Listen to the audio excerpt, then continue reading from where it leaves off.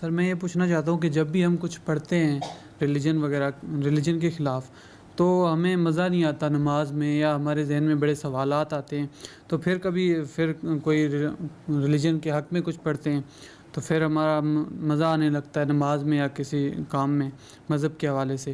تو کیا یہ ایمان ایسے ہی رہتا ہے، ہمیشہ ہی ایسا رہے گا، کانسٹنٹ چیز ہے یا نہیں ہے؟ تو اس کے ساتھ اس کی وجہ کیا ہے؟ اور کسی اس نے کا بتایا نہیں کہ نماز مزہ لینے کی چیز نہیں ہے.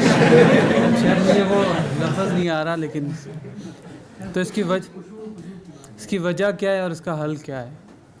نہیں، دیکھیے، انسان ہے، اور انسان کی حیثیت سے اس پر احوال آتے رہتے ہیں، اچھے برے.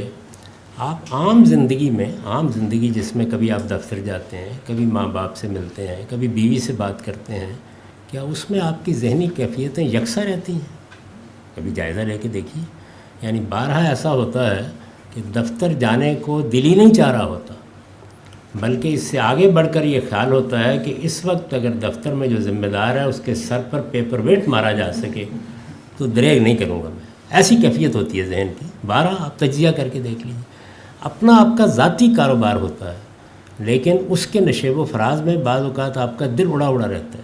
آپ جو عام زندگی کے معاملات ہیں ان میں بھی دلچسپی لینا چھوڑ دیتے ہیں. بیوی کے ساتھ اگر اونچ نیچ ہونی شروع ہو جائے تو اس سے بھی زیادہ سنگین مسائل ہوتے ہیں. تو دنیاوی زندگی کے ایک ایک پہلو کا آپ جائزہ لے کے دیکھیں. طالب علم کو دیکھ لیں، کیا وہ روزانہ بہت شوق سے کالج یا اسکول جاتا ہے؟ بچوں ہی کو دیکھ لیں، کتنی مائیں ہیں کہ جو گھسیٹ کے جا کے چھوڑ کے آتی ہیں.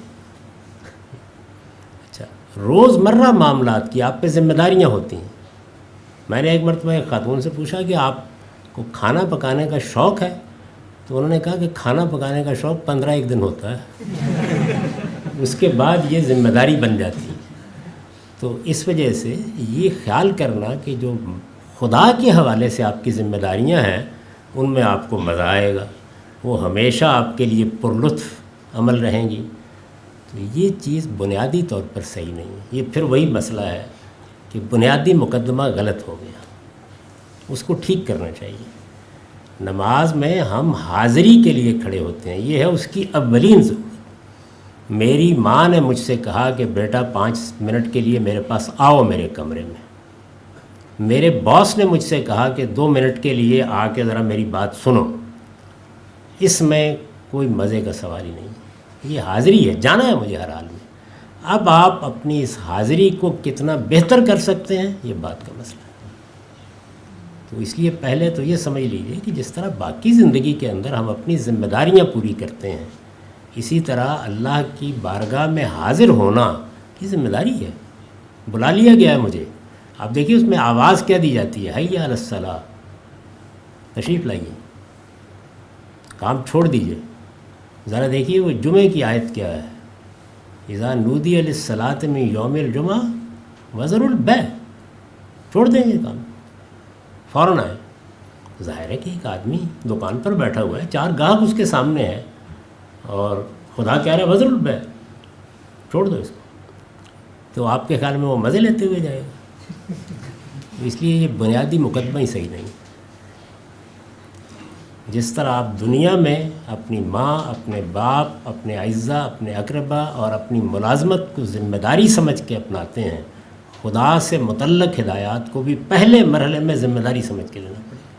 پھر وہ وقت آ جاتا ہے کہ جب وہ آپ کی زندگی بن جاتی ہے، وہ آپ کی روح بن جاتی ہے، پھر اس میں کبھی کبھی وہ مواقع آتے ہیں کہ جس میں حقیقی لطف بھی آپ کو حاصل ہوتا ہے. لیکن آپ پہلے مرحلے میں اگر ازدیاد لطف کو اپنی منزل بنا لیں گے تو میں ایسے بہت سے لوگوں کے بارے میں جانتا ہوں کہ پھر اس کے بعد وہ کبھی اس لطف سے بھی آشنا نہیں ہوتے جو انہیں 10 سال بعد ملنا ہوتا ہے.